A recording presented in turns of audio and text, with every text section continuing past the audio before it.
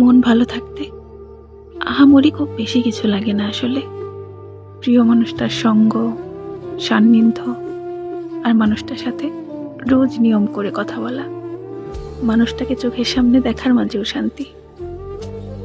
মানুষের শূন্যতা মানুষকে আমৃত্য ভোগায়, আর এই শূন্যতা দূর করতে একমাত্র সেই প্রিয় মানুষটাকেই প্রয়োজন। দূরে হোক বা কাছে, সেই মানুষটা যদি আপনাকে সত্যি ভালোবাসে তাহলে সব থেকে বেশি গুরুত্ব আপনাকে দেবে। আপনাকে ছাড়া সে কিচ্ছু বুঝবে না। তবে সামান্য শারীরিক দূরত্ব কখনো দুজন মানুষকে আলাদা করতে পারে না।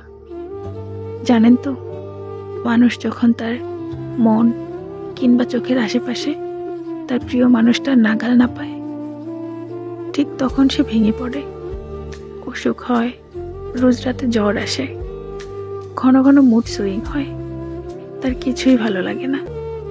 সেই একটা মানুষের সঙ্গ আপনাকে এনে দিতে পারে অমায়িক আনন্দ।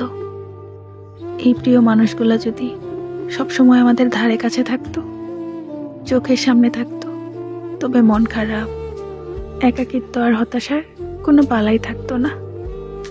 পৃথিবীর নিয়ম এমন হলেও পারত, প্রিয় মানুষ কখনো চোখের আড়াল হতে পারবে না, কিছুতেই না, মনের ভুলেও না।